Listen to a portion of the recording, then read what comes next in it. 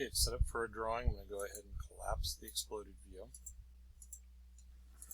And we'll just make sure everything's saved, current. Alright, so anytime you do the advanced techniques, then we're going to have a certain amount of risk to contend with. All right, since these items in the assembly are referred, have those external references back to our parts, if something happens to the multi-body part or to one of the others, then it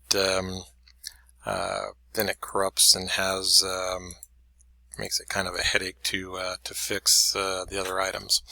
We can add the fasteners to this part, so that's kind of the add-on, the build-in to be able to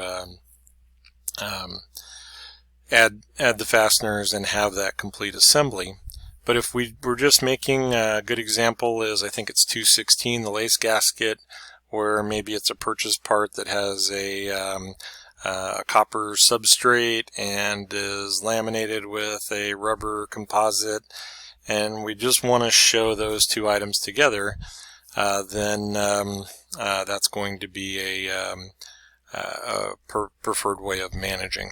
So when we go into the drawing, we're just going to deal with this. So we've done assembly drawings, we've done those other items. We just want to treat this one multi-body part as our group. So I'm just going to create a make drawing from part and grab the drawing. We'll pick up the landscape. Okay, and since there's a few more items in here, let's go ahead and grab the top view and we'll let it come over to our side view. All right, so if I highlight this and tell it that I want to select the bodies, then we can go in and grab just the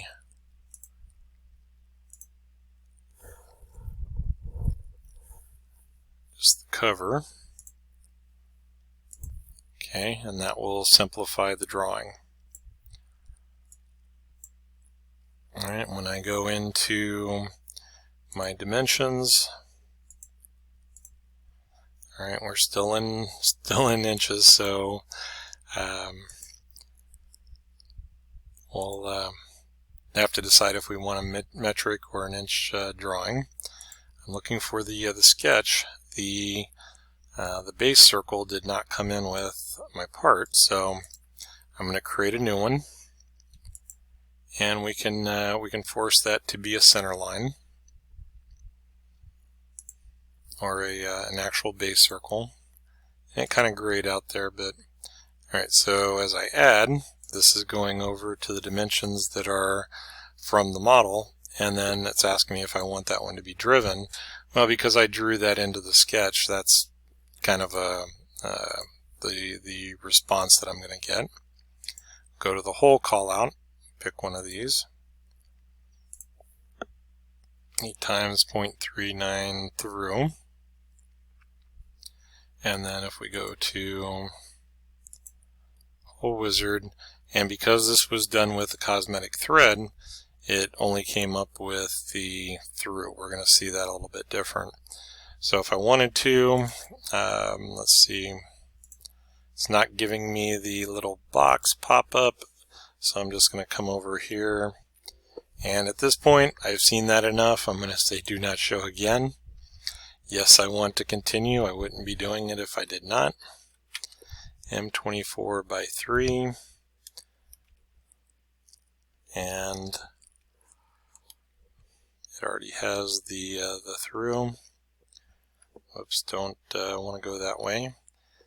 And that's what it's warning me of, is if I modify it, it's going to modify the associated whole callout.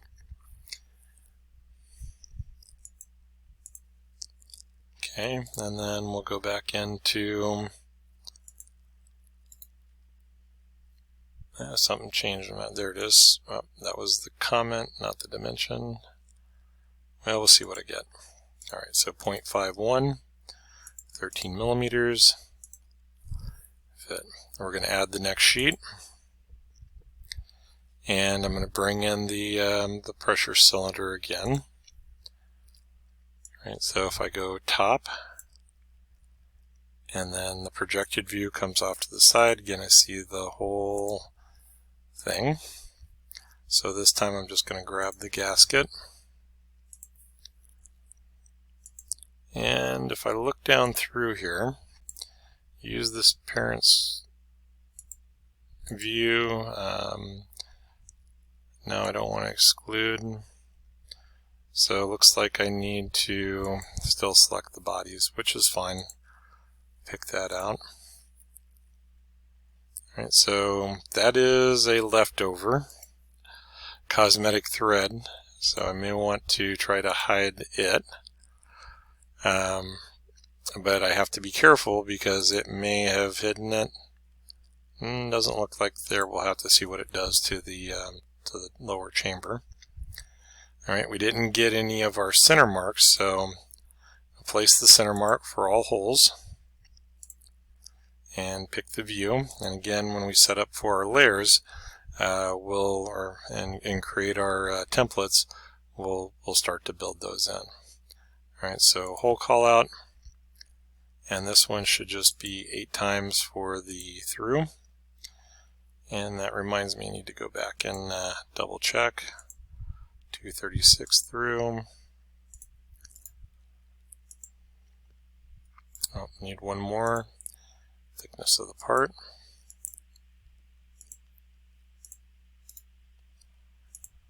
Alright, so select, zoom out.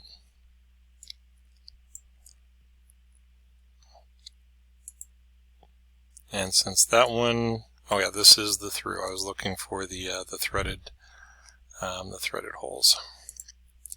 All right, so we'll add it one more time. Except this time, I know that if I drag this out into a projected view, I'm going to get that same look. And I just want to pick the body, and because of utilizing a section view, I don't need that other information. So if I go to my view layout and the section view, we're going to place the handle, and as I drag out, then I'm going to see that internal geometry. So the section view comes up with the direction, and if I wanted another direction or to do what's that, auxiliary and aligned, I have those options.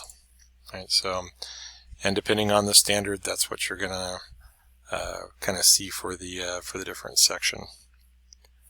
All right, so we'll go through and pick up our dimensions.